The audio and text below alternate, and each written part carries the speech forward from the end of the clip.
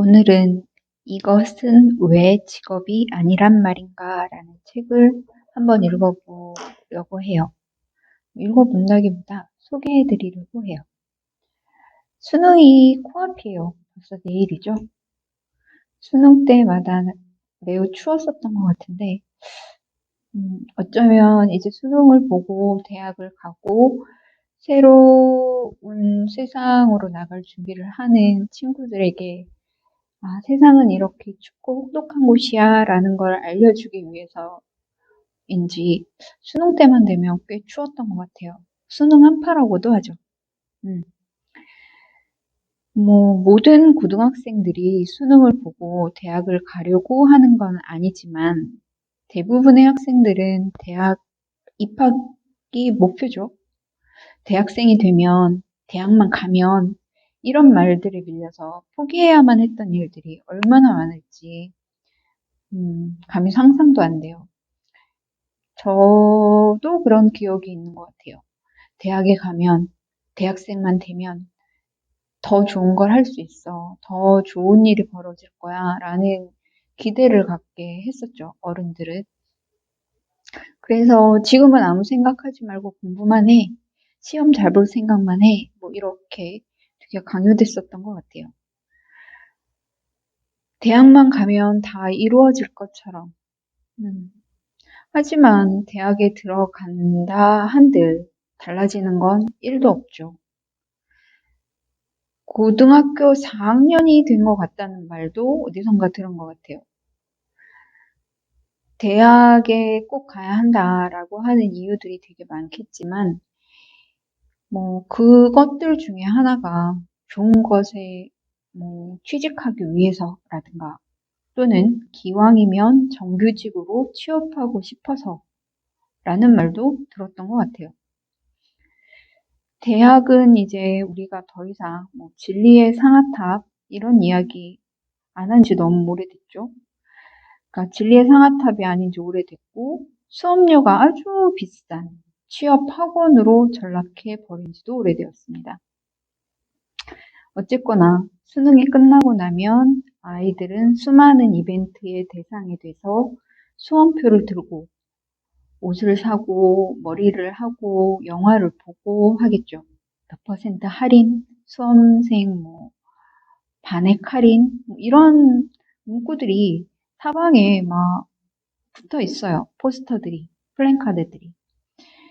그런 이벤트를 즐기기가 여의치 않은 친구들, 그런 친구들은 또 아르바이트를 할 계획도 세웁니다. 이제 제대로 아르바이트를 해보려고요 라는 이야기도 하거든요. 이미 하고 있던 아르바이트가 있음에도 이제 수능이 끝나고 나면 한 2개 정도 더 해보겠다 하는 아이들도 있습니다. 이렇게 아르바이트를 하는 아이들과 이야기를 하다 보면 참 어이없는 이야기들을 들을 때가 있습니다. 예를 들면 주문을 잘못 받아서 생긴 차액을 이 아이의 페이에서 제한다거나 지각이나 결근이 있으면 1시간치의 시급을 뺀다거나 일주일에 5일 이상 근무 시간을 주지 않는다거나 또는 근무 현장에서 다치거나 하면 본인 실수로 정리하고 상해 처리를 해주지 않는다거나 하는 이야기들이요.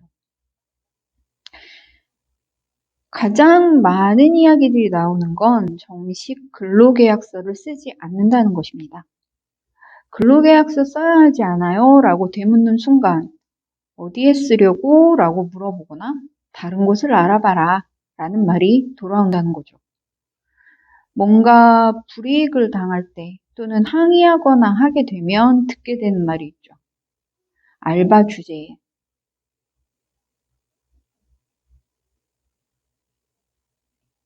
이 말이 어리고 또 아직 세상 경험이 덜한 아르바이트를 하는 학생들에게 비수처럼 날아와 꽂힙니다. 도대체 왜 아르바이트 노동이라는 것은 정당한 노동으로 대우받지 못하는 건가 하는 의문이 정말 뾰족하게 솟아나오는 대목입니다. 2020년 초 코로나 사태가 시작되고 재택근무를 하기 시작했고 아이들은 재택 수업을 했죠. 온라인 클래스 강의를 들었고, 집합 금지가 시작되고 경기는 꽁꽁 얼어붙어 버렸습니다. 그러다 보니 매출이 없는 소상공인들이나 아니면 소규모 회사들은 비용 감축들을 위해서 사람들을 해고하기 시작했죠. 그렇게 어이없이 직장을 잃어버린 사람들, 저마다 살 길을 찾느라고 아등바등해서 한때는 정말 아르바이트를 찾는 사람들이 너무나도 진짜 말 그대로 폭증했습니다. 그 와중에 몇 푼 안 되는 재난지원금이 나오기도 했죠. 정말 언발에 오줌 누는 격이었지만 그것마저도 정말 감지덕지 하면서 받아 쓴 친구들도, 받아 쓴 사람들도 너무나 많았습니다. 그런 와중에 그러다가 급격하게 배송, 배달 관련 아르바이트 노동자들을 많이 보게 됐어요. 우리가 라이더라고 이야기하는 사람들도 정말 많아졌죠.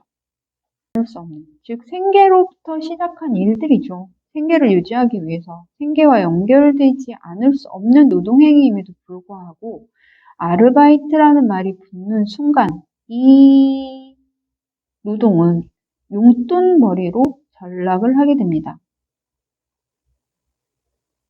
용돈벌이 정도로 전락을 하게 돼요. 어이없죠. 그래서 직업이라는 말을 국어사전에서 찾아봤어요. 그랬더니 생계를 유지하기 위하여 자신의 적성과 능력에 따라 일정 기간 동안 계속하여 종사하는 일이라고 합니다. 생계를 유지하기 위하여. 이게 가장 중요한 말은 이거 아닐까요? 생계 유지. 솔직히 자신의 적성과 능력에 따라라는 전제는 참 어려운 전제인 것 같아요. 그런 경우, 적성과 능력에 딱 맞아서 내가 평생도록 기간 언제까지 일할 수 있다라는 기간 없이 내가 일하고 싶을 때까지 일할 수 있는 곳, 그런 경우를 우리는 꿈의 직업이거나 꿀직업, 꿀직장 이렇게 부르는 것 같습니다. 대부분의 경우는 첫 번째 조건, 생계 유지에 포커스가 맞춰집니다. 배달을 하건, 서빙을 하건, 계산원을 하건, 패스트푸드점이나 식당, 옷가게, 놀이동산, 이로 헤아릴 수 없이 많은 아르바이트가 생계 유지가 아니다라는 결론을 어디에서도 내릴 수 없습니다. 제일 우습고 화가 나는 거는 이들을 상대로 정말 심심치 않게 벌어지는 갑질입니다. 갑질 테러라고도 하죠. 이 모욕과 폭력을 보면서 어떤 사람들은 그런 말을 하더군요. 그러니까 누가 아르바이트 따위나 하고 있으래? 공부 열심히 해서 좋은 대학 갔으면 좋은 직장 다닐 거 아니야. 자업자득이지. 정말 그럴까요? 이 책의 한 부분을 읽어보려고 합니다. 이건 역시 출판사 쪽에서 제재를 하시면 내릴 거예요. 자, 사람들의 편견과 달리 알바 노동자들은 20대에 잠깐 용돈을 벌기 위해 일하지 않는다. 서울시 청년 아르바이트 직업 생태계 실태 조사에 따르면 알바 노동자 1016명 중 38.5%가 생활비 마련, 15.3%는 가정 경제를 돕기 위해 알바를 한다고 답했다. 즉, 2명 중 1명은 생계를 위해 일한다. 사실 용돈과 생활비를 구분하는 것도 무의미하다. 용돈이 생활비 아닌가? 맞죠? 용돈이 생활비입니다. 두 번째, 우리가 최저임금, 최저시급 이런 이야기들 많이 하죠. 최저임금이 낮다는 것은 월급 명세서에서 기본급이 차지하는 비율이 상당히 낮다는 얘기다. 이때의 선택이 연장 근무와 포괄 임금이다. 즉, 기본금이 아니라 상여금과 인센티브가 노동자의 진짜 소득이다. 그렇기 때문에 지금 한국에서 노동시간을 단축하자. 이게 도저히 될 수가 없는 거예요.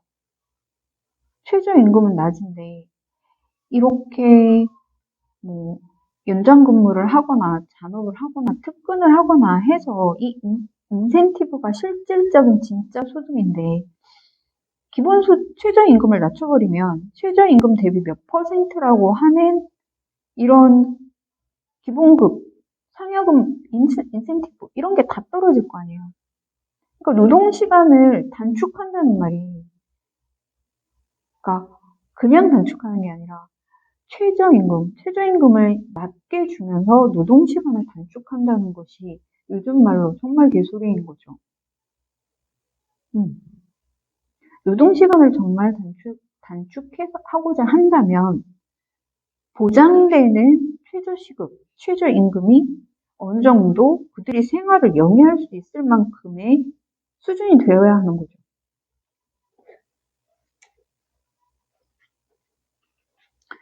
자, 자격의 경제에서 벗어나기라는 챕터에 있는 부분을 또 밑줄을 그었어요.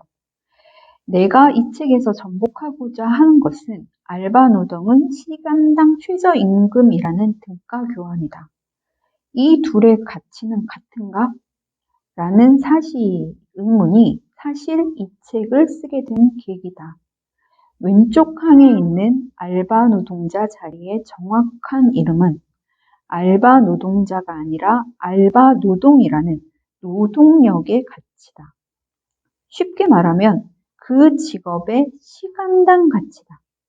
그것은 사람의 가치가 아니다. 하지만 우리는 사람의 가치로 착각한다. 그래서 여기서 예로 들고 있는 게 너무 기가 막히는 거죠. 이런 극단적인 교환의 극단이 백수는 영원이라는 거예요.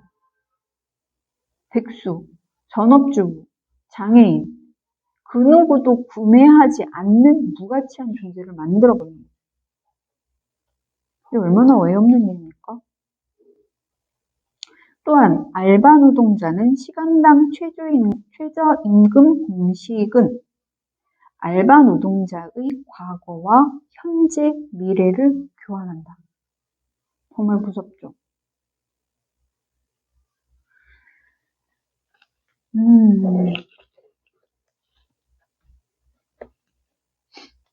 내일은 수능입니다.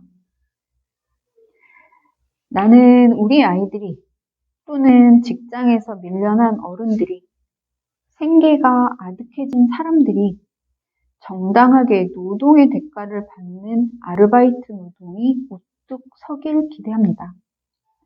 세상에 값싼 노동은 없습니다. 값싼 노동을 취하려 하는 사람들이 있을 뿐이죠.